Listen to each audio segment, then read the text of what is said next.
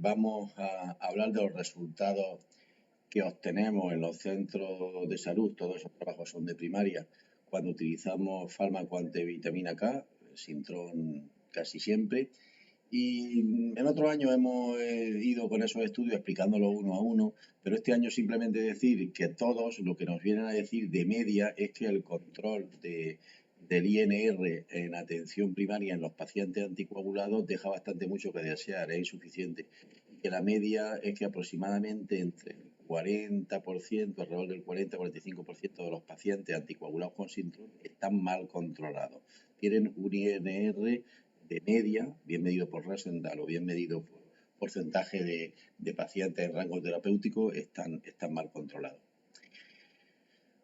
Vamos a hablar entonces de los nuevos anticoagulantes. Simplemente recordar de los nuevos anticoagulantes, recordar previamente la cascada de coagulación, donde está la vía intrínseca, donde utilizamos la heparina y medimos el tiempo parcial de tromboplastina, la vía extrínseca, donde utilizamos los cumarínicos, el acerocumarol, el sintón y el aldocumar, y ahí utilizamos el INR para controlarlo, y la vía directa, en el que el factor 10 es importante, y al final llegamos a la fibrina, y ahí el dabigatran, el rivaroxaban, el apisaban y el odosaban son los nuevos anticoagulantes orales, mal llamados nuevos, porque ya llevan 10 años y le llamamos ya definitivamente anticoagulantes orales directos.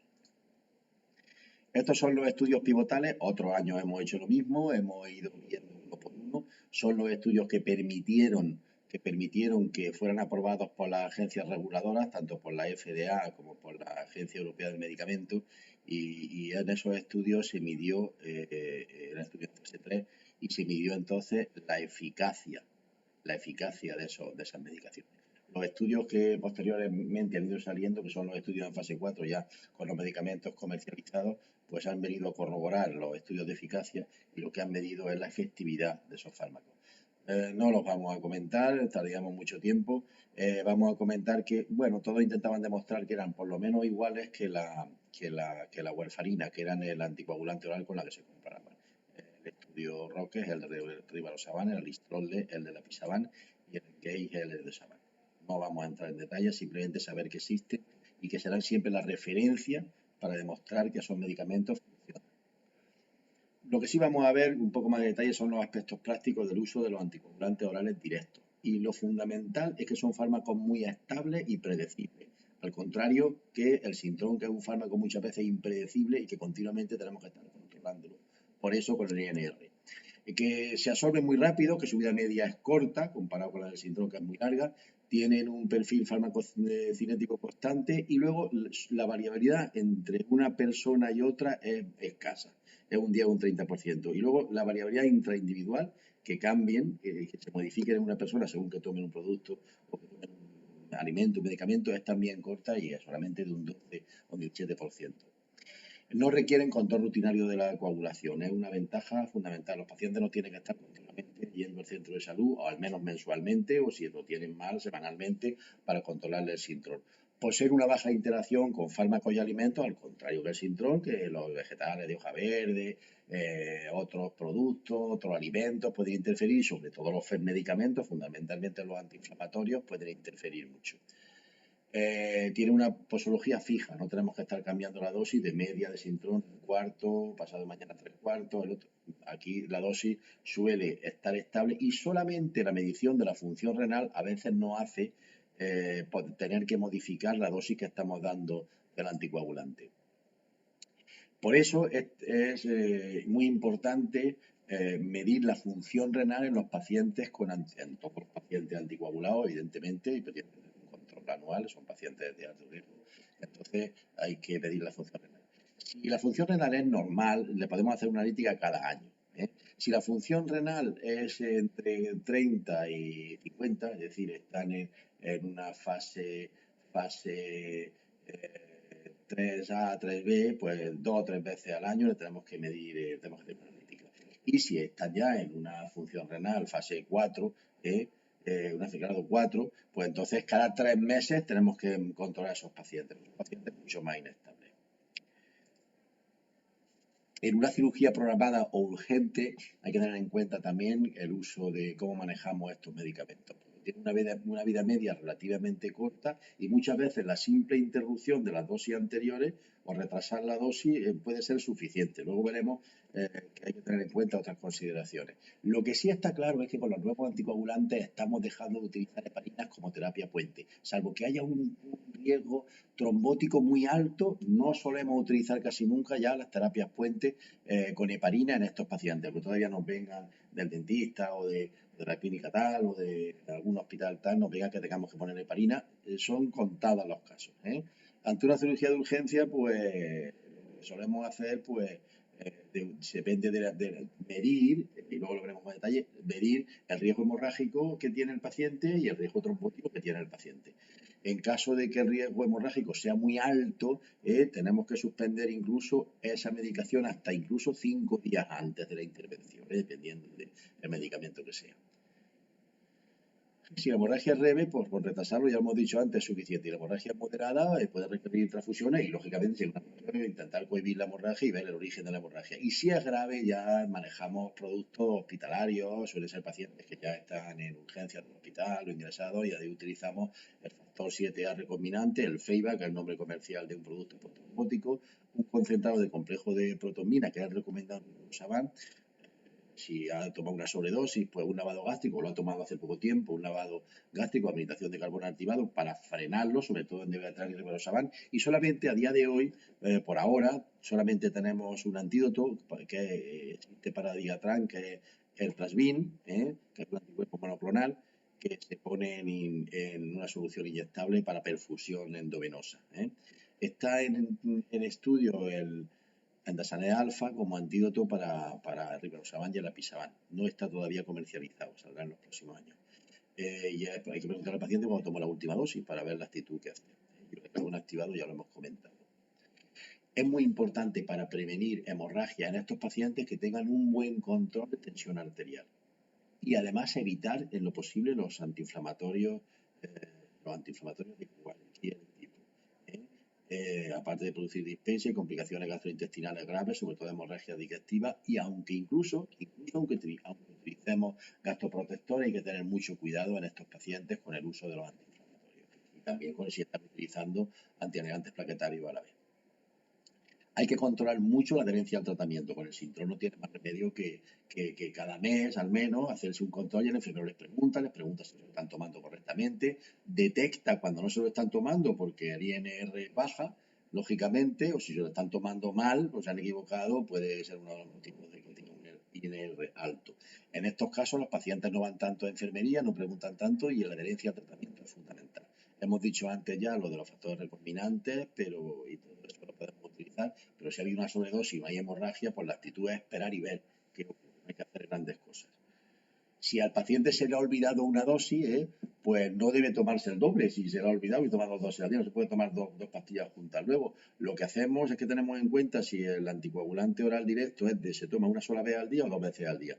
Como sabéis, el Rivaroxaban y el Odosaban se toman una sola vez al día y hay que administrarla, hay que darla tan pronto como se le acuerde el paciente que no se la tomó, siempre y cuando no hayan pasado o no nos falten 12 horas hasta la próxima toma. Si faltan menos de 12 horas para la próxima toma, pues ya se espera.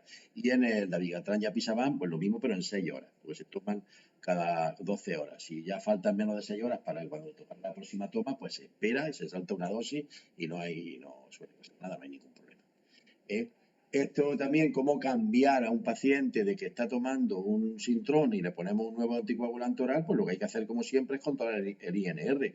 Cuando el INR baja de 2, ya le podamos dar el nuevo anticoagulante. Y cuando lo que tienen es un anticoagulante oral directo y tenemos que pasarlo a un antivitamina K o un Sintrom, pues en ese caso, pues hacemos lo mismo. Lo que hacemos es que realizamos la administración conjunta de antivitamina K y el anticoagulante oral hasta que el INR, que lo vamos midiendo, sea de 2 o más. En cuanto llega a 2, ya le dejamos de dar el anticoagulante oral directo. Porque el Sintrom necesita al menos 24 48 horas para alcanzar unos niveles determinados. Y mientras tenemos que hacer una protección del paciente y darle concomitantemente los dos.